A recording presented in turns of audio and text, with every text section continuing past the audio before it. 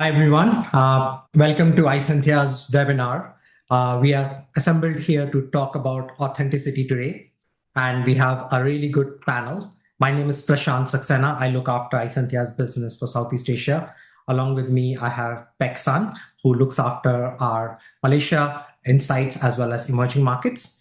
And then we have our two really good panelists, Malathi, who is from MRT Corp from Malaysia, as well as Kim, who leads brand and communication for UnionDigital Bank. The conversation we have today for you is very much around authenticity and what we need to do as leaders today and why does it even matter. So we'll talk little bit about that. We'll start with a couple of data points to really ground this topic into reality that trust in leadership is on an all-time low. And what we need to do is we need to ensure that that trust is something which is starting to go on our upward terrain. We'll then get into the panel where Peksan will be moderating it and asking some really important questions to Malathi and Kim. And then we will look into some Q&A with our audiences and then get into a kind of a free-flowing motion there. So let's start by looking into some of the really important data points on why the urgency towards having authenticity at the forefront of communication. We start with this sombering chart, which is a lot about the latest Edelman Trust Barometer. And what we are seeing right now is very much about the declining trust in the CEOs. On your left-hand side, what you see is two questions asked to people who were in the survey. Do you trust your CEO? And do you trust CEOs in general? What we see is a year-on-year decline and a steep decline here, which is all about 21 points and 34 points when you talk about CEOs in general. And this is where some of the things that happened last year, which is the Coldplay concert and Andy Byron as becoming a poster child of how the trust in CEOs declining. This was a big event, very much talked about earlier this year, but it is a lot about the kind of statements that came out of it. There was a statement that was published by, or so-called published by Andy Byron, and that was actually fake news. It was misinformation. So what you're seeing is a double whammy. Number one, CEOs are becoming the poster child of declining trust. So there is a declining trust in leadership. And then when leadership sends out some statements, a lot of misinformation also comes in. And this statement that you're seeing is actually a fake one. And that's the world that we have started to live in, which is a lot about, it's not about facts or information or misinformation. Stuff spreads fast on social media because sometimes what is out there is close to the perception that people have. And when it's close to the perception that people have, that a CEO, when caught in a Coldplay concert, will release an apology, it tends to stick even further for social media. And that's what we are seeing in this chart. A lot about the controversy spike as well as some of the statements that followed through. Now, why is it so important? We are looking into trust declining in leadership. We are also looking into some of the metaphors of where some of the anger and attention goes into. But why is it so important? It's important because we are looking into a low trust environment and audiences are skeptic. Not just the leaders, but also brands which are being caught in misinformation and the rapid spread of social media. And when this crisis hits, there's no time to build reputation at that time. It's a lot about how do we go back to the bank of our reputation, the bank of our trust, and then spend that currency when we are into some deeper issues. But it's easier said than done, right? Because trust is something ethereal. Reputation is something which is a downward effect of trust. How do we build that? And how do we really look into some of the concrete ways in which we can have a pathway towards trust? And that's where we believe that authenticity is the path to trust, because trust is abstract. You can measure trust, but how do you even involve trust, or how do you inculcate trust? And that's where authenticity comes in. Think of authenticity as a path to trust. If you're authentic, over time, it builds trust.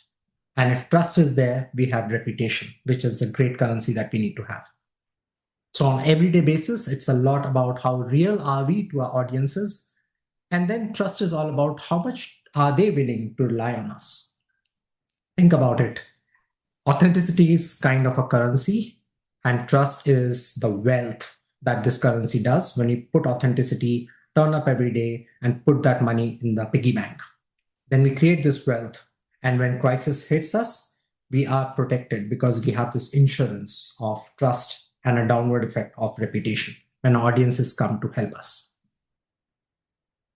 So we then said, okay, if authenticity is what we need to practice, is there a way in which we can measure it? Is there a way in which we can be a little more scientific about it, as it is an art, but how do we mix it all together? Can we look at it from a measurement point of view? Because we, as Isentia, we are all about insights. It's about different kinds of data points and different kinds of measurements that we do as part of the media intelligence that we offer to clients. So we went back to a baseline and we said, look, we need to look at it from measurement point of view. And then does it actually show up in KPIs? Does it show up in benchmarks? Can we even track authenticity? And that's where we looked into a whole ton of data points. We looked into studies that have been done with authenticity. We looked into the social post. We looked into the comment section, where sometimes people are actually responding to whether it's influencers, leaders, brands, and really talking about in their own way whether it seems authentic or not. People may not use words like authentic, but you can see the vibe right there in the comment section. So we came out with some insights, and these are the three broad insights that we came out with. We said it's all about three things: the proof, the place, and the people. And these are the three broad authenticity pillars that we have. And there are different signals, authenticity signals that are below it, which is a lot about looking into, is the information accurate? Is it verifiably true? Do we look into the place, which is all about, does it resonate with the people or the audiences that we are appealing to? Does it have that cultural relevance that we are looking for? As well as the people, ultimately the audiences, right? Does it actually have that subtle handshake with them in terms of, do we have that endorsed trustworthiness through a third party source? And do people find it credible? So proof, is it information that can be verified? The whole misinformation, disinformation, malinformation bit. Is it a lot about the people that it resonates with? And then finally, does it have some kind of endorsed trustworthiness? So trust is on a decline. Authenticity is the path to trust. There's a way to measure authenticity, and these are the pillars in which authenticity sits on. And below the pillars are the signals. We went deeper. We said, look, if authenticity is something that leaderships can talk about, where does it happen usually? When, especially with CEOs, it happens on LinkedIn, where CEOs are coming out, the whole creator CXO movement that's happening right now. And when CEOs and CXOs are coming out, how are they talking about it? So we went into our LinkedIn data sets and we looked into a whole panel, a global panel of CEOs, CXOs, which would have CTOs as well as CFOs in it. And we said, look, let's look into a very good sample size of 1,000 executive posts on LinkedIn and then see what makes a leader credible. So we looked into some of the AI bits in terms of data coding. We also put in the human verification of it. And then our award-winning insights team, the AMEC award-winning insights team, we all came together and we said, okay, let's see what is the data telling us. This is essentially a kind of a template that we found, which is doing very well. Now, this is all secret stuff, guys, because this actually tells you that if we have these ingredients in a good LinkedIn post, we are able to create something which engages and to different effects based on the objective that we have, which we'll look into in subsequent slides. So what are the three big components of any good LinkedIn post if we are being authentic about it? It needs to have a social proof. The three P's that we looked at earlier. It needs to have information credibility, and it needs to have the cultural fit. The people, the place, and the proof. If we have these three things, we can start to have really good engagement going on based on what is our objective.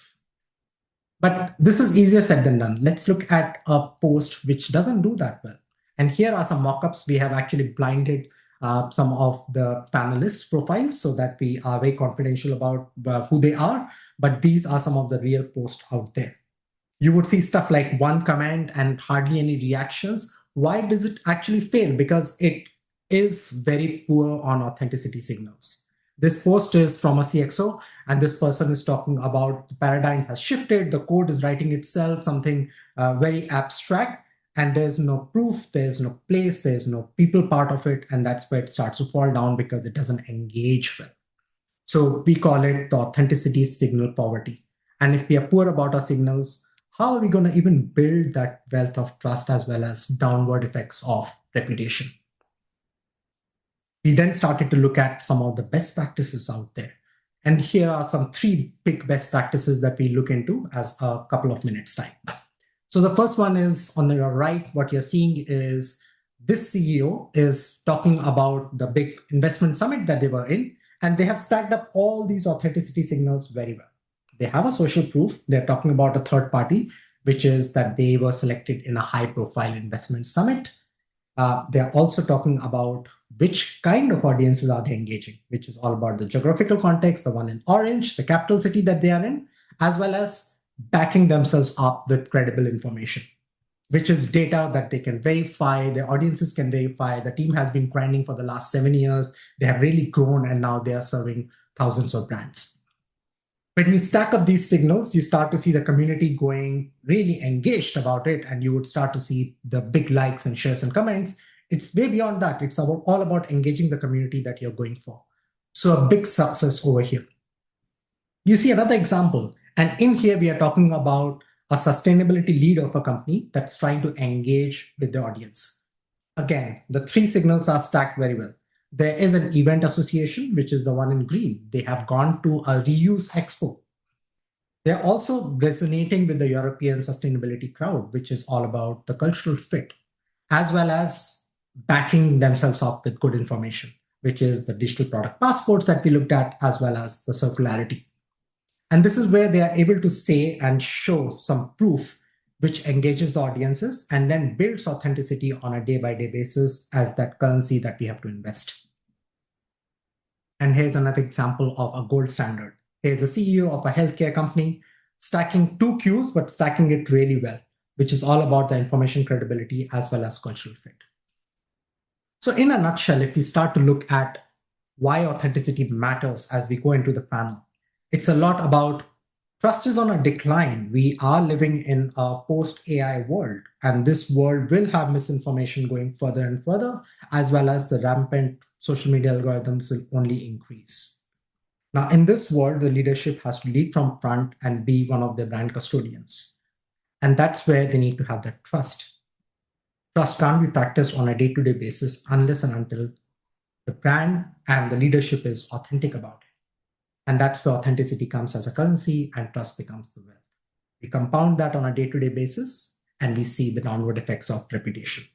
We'll talk a lot about this in our panels, looking forward to it, and introducing our panelist and our moderator, Peksan. Peksan, over to you. Thank you, Prashant, for laying the foundation and walking us through the findings from the report. That sets the stage nicely for today's discussion.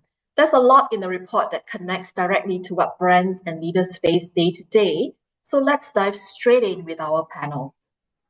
Kim, I'd like to start with you. In the digital banking world, a crisis is often a service outage or a security concern.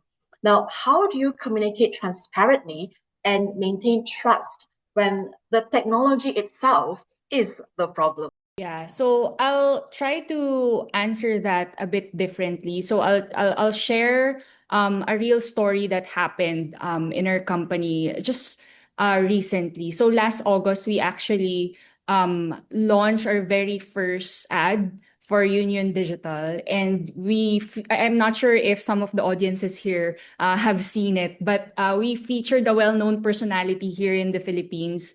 And just a few weeks after, we actually found out that the video had been altered um, online. So it was edited to actually promote gambling services. So that's really frowned upon here in the Philippines. And, that particular version actually spread quite quickly. And people began associating both our brand and our endorser with something completely unrelated to us. So when that actually happened, it served as a wake up call for us within the brand. And we weren't really dealing with just a reputational issue when that actually happened. It was actually a reminder of how vulnerable even authentic content can be in today's very very digital world. So in that moment, what we did was we remain transparent, and we anchored ourselves to that particular principle. So we really try to act quickly, because it can't spread further, because we can't be, I mean, the regulators, when we are actually related to a gambling service, we're going to be in big trouble. So we acted quickly, we verified the information, the facts about what happened, and more importantly, we tried to really own the conversation, and instead of hiding from that particular situation. So, in summary, the experience really taught us that trust isn't really built in good times alone. So it's earned when people see you face the problem head on, right? And things like this really happen inevitably in any brand you work on, in any brand that you handle. So it's really important to communicate clearly, and at the end of the day, you really need to choose integrity, even when it's really uncomfortable for you and uncomfortable for the brand. So that's really how I would answer that question. All right. You've really given us very good context with that case study, Kim. Now, Yeah. what about you, Malathi? You're the brand custodian for a critical public infrastructure. Now, how do you maintain a calm, authentic, and human brand voice during a high-stake crisis of public trust? For example, an issue related to a new project's development or public assets. Thank you, Prashant. I'm really thank you for inviting me to be part of this panel. I'm actually very excited to be here because authenticity, I feel, is quite a simple subject, really, until you have to practice it under pressure or in a situation where you are faced with a crisis. So crisis is really when authenticity is truly tested. In a crisis situation, people don't just want updates from you. What they want really is accountability by the organization's leadership and reassurance that the issue is being addressed. Crisis communications really is a top priority for us. So like you rightly mentioned, we are a government agency that has been entrusted to build public transport, public rail infrastructure using taxpayers' money. So the mandate for integrity and transparency is very high for our organization. Because everything that we do reflects on not just the government, not just the organization, but also on the government, and it's part of public trust management. We actually aim to be as transparent as we can because we can't afford to lose public trust through misinformation or cover-ups. So there are two things that we essentially practice as an organization when it comes to being authentic in a crisis situation. Firstly, is in our messaging. We try to make sure that our messages don't sound too polished. It doesn't sound like it's too much written by AI. We have a very savvy audience out there right now. Our audience is privy to so much information that's out there. So when a message sounds overly positive or overly optimistic, you immediately, especially when the audience is experiencing quite the opposite, you've completely missed the point. For example, if there is traffic congestion around a construction site, no amount of polished PR line about community progress or economic growth is going to land with your audience. Your audience wants you to acknowledge the inconvenience and not hide their pain behind glossy narratives. Secondly, is the second point I'd like to make is about how your leadership communicates during a crisis. We always believe that leaders should be human first and an organization's spokesperson second. When trust is low, the most important thing a leader can do is to be open and show empathy. Um, because that sort of honesty builds credibility more than a perfect sounding holding statement. So I'll give you an example of something an example that relates to our organization. When the story about the fact that we were going to build an LRT in Penang first broke, there was a lot of public concern about the cost of the project because taxpayers wanted to know how much is this going to cost, because it's our money that's going to be used to build this infrastructure. Our CEO often began his engagements by saying, we understand your concern. We are spending taxpayers' money. So we are here to answer any question that you have as transparently as we can. Now, that statement immediately softened any environment that we were in, because he acknowledges where the concern is coming from. And after that, any technical explanation that we had was understood far better, was received, was by the audience far better than any polished statement, I would say. So this is what I mean, that when it comes to communicating authentically, I think empathy must always come before explanation. That makes perfect sense. So what I'm hearing is how complex crisis communication has become. There's the information, the emotion, the timing, the scrutiny, and figuring out where the human voice needs to come in. That really sets the tone for the rest of the discussion very well. Now, Malathi, let me stay with you for a bit. You engage with a massive, diverse public. Now, how do you create a single brand voice that feels authentic and relevant to all those different stakeholder groups? Okay, you're right. Because we're a public service organization, our stakeholders really do come in many different forms.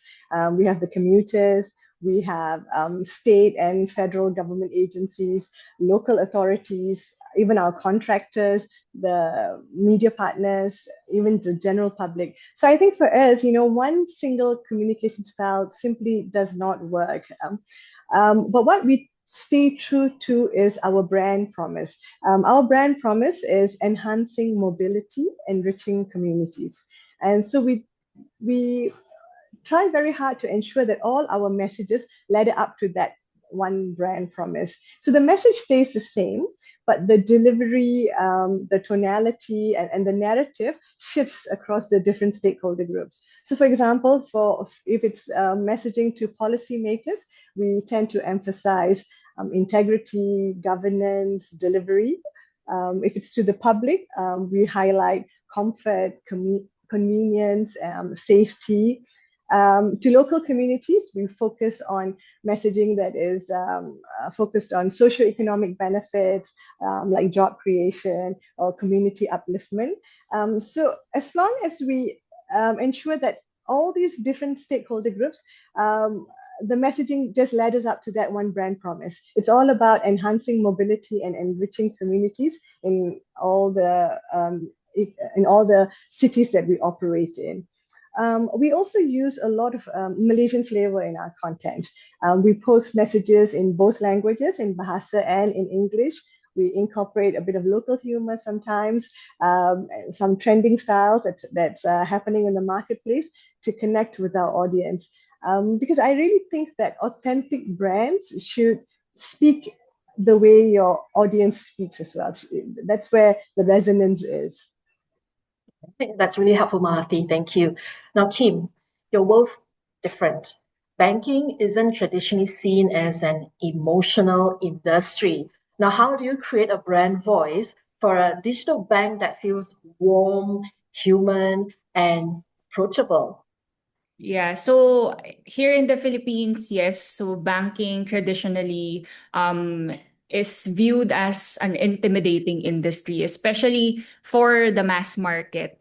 So the mass market is actually the target audience that we're trying to talk to.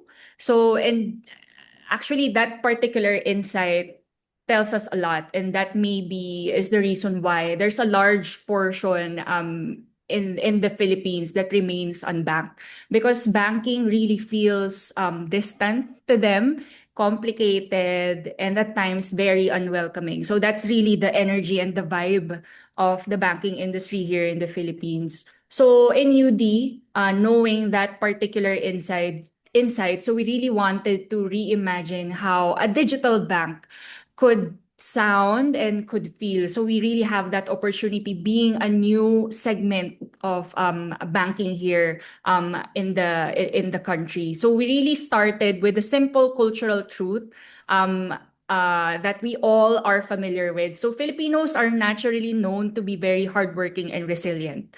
So no matter how tough life gets, we really believe that we can. So that particular insight really inspired our brand platform. So we launched a campaign called Kaya Mo. So that's actually a Filipino term. So it's a Tagalog word that actually means you can. So it's a message of empowerment, really, and not entitlement. And our tone is really conversational, warm, and grounded in everyday Filipino experiences. So we really talk to people and not at them. So right now, we're really trying to humanize digital banking. We are trying to show that it's not all about managing money, right? So we wanted to say that digital banking enables people to dream bigger, build better lives. And so if there's actually one key takeaway that I can share, I think Malati also mentioned it earlier, for you to be able to resonate to the target audience that you're speaking to, you need to sound human, and you really have to truly know the core essence of your brand and pull some insights from there that you can harp on. And you also have to understand the struggles of your audience, their hopes, their humor, and then only then you can your brand speak in a voice that genuinely connects with your target segment. So I believe, like what Malati mentioned earlier, is quite the same with my industry, but again, with the tone that we use, that's how we differ.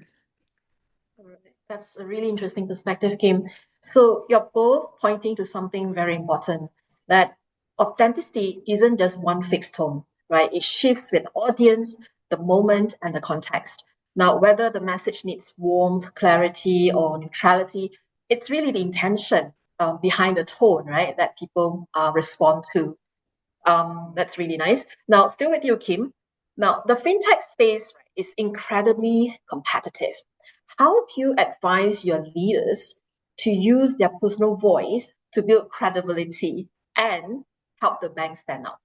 Yeah, I mean, with the presentation of Prashant earlier, I believe that's really true, that the trust within the leaders has gone down because of all the controversies that we've been seeing online. But with us here at UD, I always tell our leaders that people trust people, not actually the logos that you see out there that's being promoted or the content that you put out there. So the personal voice is really important. So the personal voice is really powerful, and it can cut through the noise in ways corporate messaging never can, right? So when a leader shares what they genuinely believe in, using their authentic tone, their authentic voice, whether it's about financial inclusion, innovation, or empathy, it really humanizes the brand, right? So at UD, I really encourage your executives to be present and authentic online as much as they can, for them to be able to share their reflections, respond to conversations even that's happening online, and listen. I just don't want them to just simply broadcast whatever it is that they need to broadcast online. I want it to come from something within themselves, so it will sound more authentic, right? So because right now leadership is really a two-way dialogue, because you're speaking to an audience, and audience right now are really smart. They know when you're speaking from the heart or they know if you're speaking and you're reading from a script. So I always try to advise our leaders, you can stick to the talk points. Definitely, you can read through something, but add a little flavor, add a little sense of yourself into that script, right? So when leaders really speak with honesty and heart, they don't just represent the brand, they become the brand's credibility. So that's always how I would talk to our leaders here at Union Digital. That's a great point, Kim. Now, moving to Malathi, your challenge is different though. As the developer of major public infrastructure, your projects are often in the spotlight and can be the targets for rumors. So, what's your strategy for cutting through the noise to deliver the truth? It's a big challenge for us. We live in an in an age where misinformation really spreads faster than facts, right? And the more you react to that misinformation, the more oxygen you give it to live on in that digital sphere, especially. So I would think that when it comes to cutting through that misinformation, this is where our media monitoring and social listening agencies come in play. You know who you are, yeah. So I think in our analysis of that misinformation, we just look at how fast is the issue spreading.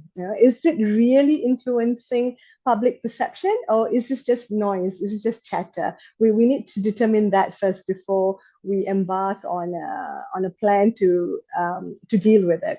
And we also feel that not every piece of misinformation deserves a statement. Sometimes the best response really is to have a quiet correction to the right journalist or the right media house and let them amplify that messaging for you. So this is where your media relations and your media management work comes in play as well. Building and forging that sort of relationship with the media platforms. But what we find especially useful in terms of dealing with misinformation is pre-bunking, where we address the potential misunderstandings before they actually happen. A good example of that was with our MRT3 project, where we had to carry out extensive public engagement as part of our public inspection process in the communities where the alignment would actually go through. The biggest concern the public had at that time was really with land acquisition, because that directly impacts the communities where the line was going to be developed, right? So we made sure that before we even went on that public inspection exercise, that we published fact sheets, media statements to actually educate the public on what the land acquisition process was going to be. We were transparent about what the compensation framework is, because that, again, is something that directly affects them. What kind of timelines would they expect in the land acquisition process? So when we do that, when we flood the marketplace with this kind of information, we try to avoid misinformation from even rising. And that strategy proved to be very, very successful for us, because we collected over 40,000 feedback forms during this public inspection exercise, with close to 93% of the respondents responding positively for the project. And with that, we managed to get our final railway scheme approved by the government, and hopefully embarking on the project soon. Yeah. Excellent. So what really comes through from both sides is how layered the communication landscape is, with so much noise competing for attention. What's clear is that empathy, being authentic or genuine, listen intensely, preempting potential issues before it happened, and relevance are what basically help a message rise above everything else, right? Now, circling back still to you, Malathi, the assets you oversee will serve the public for decades. So, in your view, what's the secret to building lasting public trust and brand equity for a large corporation managing public assets? I think this goes back to what I already mentioned earlier, and also touching on what Kim said in her last comment. I think it's building trust. The secret to building trust actually is really very simple. It's really about being consistent in your messaging, being transparent in your intent, and human in your tone. Building trust doesn't come at the big moments. It's really built in the day-to-day behavior of an organization. I personally feel that a Malaysian brand that does this really well is Petronas. Now, whether or not people agree with every decision they make, Petronas has been really remarkably consistent in how they communicate their role, their responsibility, and their commitment to the country. You see that same tone of voice. It's very calm, very measured, very grounded in national interest across all their corporate statements, their festive films, their sustainability reports, their media narratives. They don't overpromise, they don't resort to dramatic language, and they always bring the conversation back to contribution and long-term value for Malaysians. And so that's exactly the philosophy behind our brand promise when we talk about enhancing mobility and enriching communities. So our brand promise really anchors us to that authenticity point. It reminds us daily that the work we do must reflect the reality of the thousands of commuters that use our services daily. So when we do messaging, when we put out the narratives, yes, sometimes we tend to move into that space where we use too much motherhood statements, right? Like our vision for MRT Corp is to transform the mobility of people. But if I don't put some context to that statement, then that message is lost to the audience. So we always try to support our messaging with specific examples. We always bring it back to the commuter. So in our narrative, we will talk about that university student that lives in Kajang, who is now able to get to his university in Kota Damansara in one smooth ride within 45 minutes. A journey that would have taken him 1.5 hours in the past. When we talk about socioeconomic progress, then we cite examples of how the construction of the Penang LRT will create 5,000 job opportunities in the local market. I think these are the kind of examples that make your stories real. Like what Kim mentioned just now, it's a personal voice of the leader. Injecting that sort of anecdotes into the messaging is what will eventually build trust with the audience. These are the kind of examples that make your stories real. Great. Those examples really do give us some better idea on what trust building is all about. Now, Kim, being in the fintech space, how do you build a distinctive brand voice when customers may never even speak to a person? So for a purely digital bank here in the Philippines, right now we try to maximize every touch point that we have with our consumers. So from the app interface, the push notifications that we would send out to the customers. So those are the things that we try to maximize every day with the right messages, with the right tone. So that's why we built what we call a human compass into our brand guide. So that's actually a framework that that defines our tone in any situation that we need to deal with. So we need to be always helpful. We need to be always clear and optimistic with the way we speak.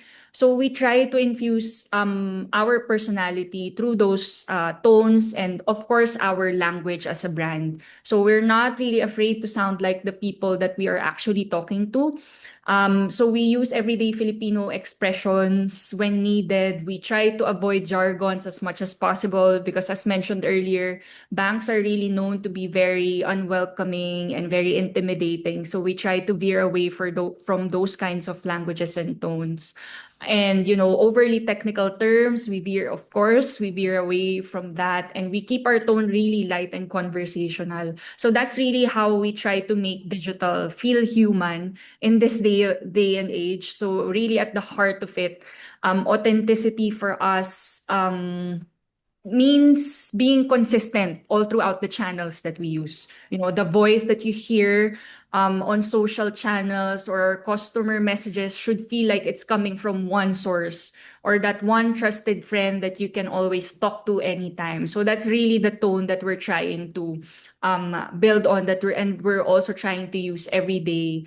And we also want to personify ourselves as, we are a digital bank that you can rely on. And, we want to be that person or that bank that you will run to anytime you need help in terms of financial services. And, all of these things actually happens when you truly know your customers. So I will go back to that. So you need to have that kind of insight for you to actually come up with something, or for you to actually come up with a tone or a language that they would understand. So I would really start from there, and you need to start speaking their language so you know how to talk to them, right? So in any cases, that's really what we go back to when we try to speak to our customers.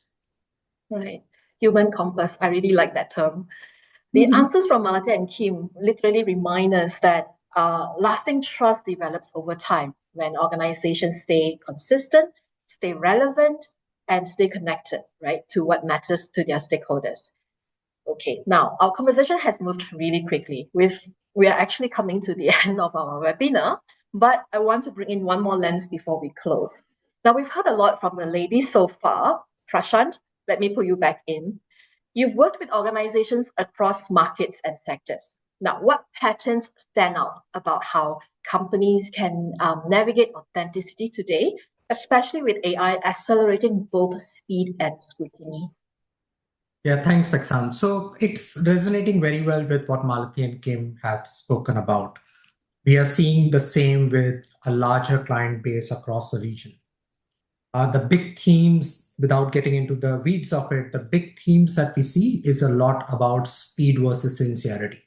Because there's a pressure of AI to automate processes, and there's a whole board level and investor level pressure that's happening. And that's where speed matters, and it is important. But it's also important to be sincere in the whole process.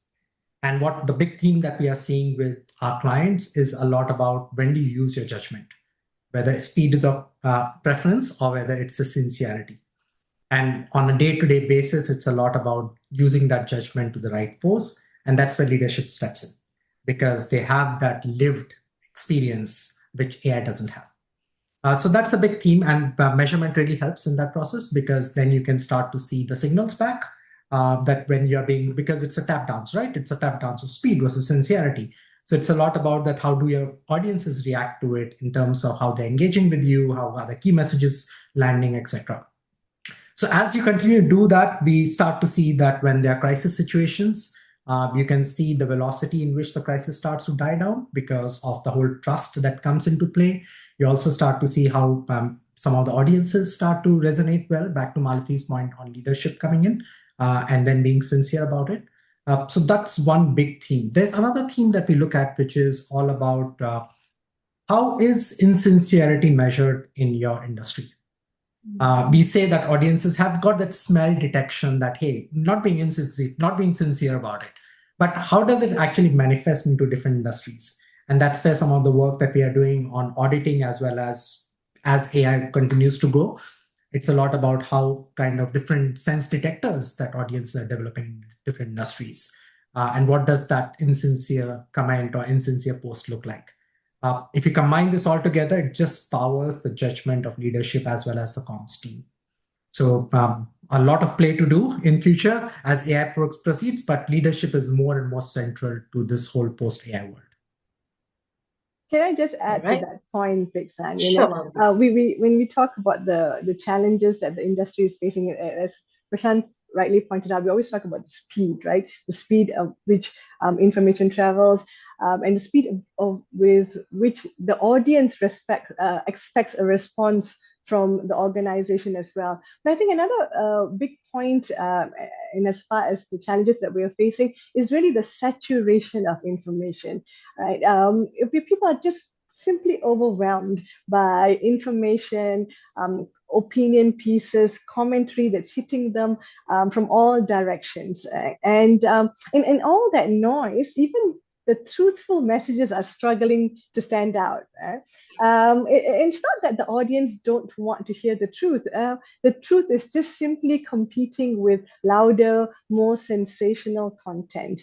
And for us, when it comes to the public sector, it's a lot more challenging because people tend to filter news with a lot more skepticism, especially when it relates to government agency spending, right? So, which is why it's really very important for us that we ground our message in evidence and impact, like what Prashant shared in his report earlier, that social proof or the proof points are really key to make your messaging sound authentic. All right. Thank you so much, Malathi and Prashant. This really gives us a very clear read on the broader patterns behind everything we've been discussing. Now, this concludes our panel discussion. We'll open the floor now for audience questions. Now, if you have any question for any of our panelists, please type it into the Q&A box and I'll direct it to the right person. Now, we do have some questions coming in already. Let's take the first one. The first one, the question reads, as AI grows, what human trait will matter most in communication? The one thing a machine or AI can't fake. Now, this one's open to the panel. Feel free to jump in. Perhaps Kim, would you like to take a jab at this? What can AI? Okay, I think more than anything, it's discernment, I believe. So because AI can't replicate tone, structure, and even emotion. And I mean, they can replicate tone, structure, even emotion, but it cannot discern the weight of a particular moment, right? So I feel discernment is one thing that, it can't feel when a message requires softness, right? When silence is better than speed, or when a community needs reassurance instead of information. Discernment is really that deeply human ability that can read nuances, sense of emotion maybe, and also respond with the right judgment in mind. So this will really matter more than anything, and that's what no machine can truly fake. All right. Thank you so much, Kim. Malathi, what's your view on this? I would say a very important human trait is disciplined. I'll quantify why I say discipline is important. Look, we are all using AI now. I mean, there's really no point pretending that we don't. We do. But I think, it's we should be trained not to take the easy way out. In crafting your messaging using AI. There must be some discipline in using AI to help you maybe put your messaging together, but in terms of judgment or discernment, as Kim pointed out, discernment or judgment really comes from a human perspective. So have that discipline not to rely completely on AI to do your work for you. Learn how to use the AI responsibly, I would say. Okay. All right. Thank you so much, Malathi. Now, given the time, we'll just take one more question before we move to close. Now, this question came from Theo. He says, I'd like to explore Kim, Malathi, and Prashant's views on authority as part of authenticity. How do you balance authority with a human, compassionate voice when working with communities, especially when authority is often seen as firmness, and firmness can feel at odds with empathy? Right. So we're opening this question to the three of you. Who'd like to take it first? Yeah, maybe I'll go first. So what we see, and I'll be led by data because we are seeing similar patterns emerging. The classic notion of authority, of being firm, can still be softened with data. So think of it as the credibility of information that data provides as the authority starts to speak. Because then you can soften your tone, you can soften with empathy because you're now being led by data, and data does that authoritative part. Now that data has to come from a credible source, and that's where the whole reputation of the source starts to come in. And that's where a lot of partnerships sit. So if your partners, your data providers, or the data points that you're pulling are helping you speak with empathy, then the data will do the authority part and it will resonate better with audiences. So the classic notion of authority is also changing in this whole world of authenticity, and it's a lot about being led by data. All right, thank you, Prashant. Malathi, perhaps you'd like to chime in? Yeah, I think when you assume a position of leadership, it's very important that you are trained in how you communicate, right? I always think that most organizations tend to do media training or crisis communication training. Always is at the bottom. Skills and technical ability come first. But I think as soon as you assume a leadership position or a leadership role, one of the first things you need to be trained on is in media communication skills, crisis communication skills, because communicating with empathy requires a lot of training. It doesn't come naturally. For most leadership, the natural tendency is to go on that defensive mode, is to try and defend the organization, especially when you are in especially when an issue arises. So I think that what's very important for leadership is positions is to really be trained on how to communicate with empathy. That's a skill set that needs to be learned. I think everything that Prashant said is correct. I think it's great that we have AI now to help us with the data. So I like that perspective, Prashant, where data can be the authoritative voice and the leader can be the empathic voice. So that's I think it's a great balance. Got it. So the keyword here is empathy. And Kim? Yeah, for me, I think it starts with shifting the mindset. You know, authority doesn't mean being the loudest voice in the room. It can sometimes mean you're the most responsible one, and responsibility includes listening. So when we work with different consumers or different communities, we lead with empathy first. So we can understand their lived reality. So for me, I would always go back to knowing who you're talking to. And once you understand their context, that's when your authority becomes meaningful because you're making decisions informed by real human truth, right? Not assumptions. And fairness doesn't have to be cold. You can be clear, honest, and decisive while still being compassionate. So it's about telling people the truth with respect, of course, and not with fear.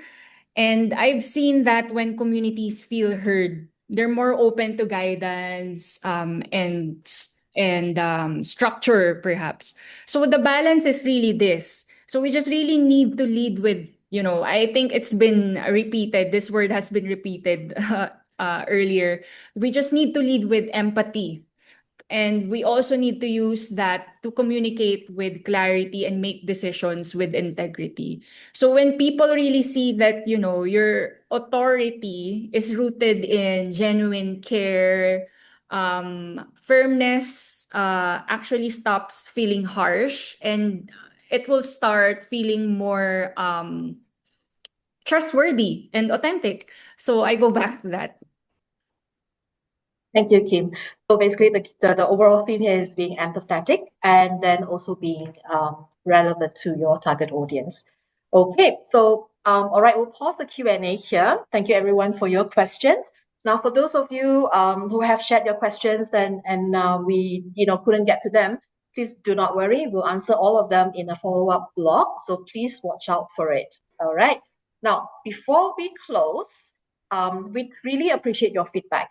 Now, please take a moment to answer the poll on your screen. It will help us to shape future sessions like this.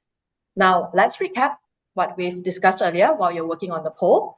Now, there are many threads running through today's discussion, but a few themes really did keep coming back. Now, first, it's judgment. Whether it's crisis communication, public engagement, or digital experiences, leaders still need to read the moment and decide how to show up. Second is coherence. Trust builds when what organizations say, do, and deliver, which all line up across themes, channels, and touch points. And of course, the third, connection. Messages land when they reflect the realities, concerns, and expectations of the people they are meant for. So if there's one takeaway from today, to me, it's that clarity, context, and human judgment or empathy still matter, especially as technology accelerates both the pace of communication and the scrutiny around it. Now, there you have it. We've come to the end of today's webinar. On behalf of Isentia, I'd like to thank our panel, Kim, Malathi, and Prashant, and to everyone who joined us today. Have a great day and goodbye.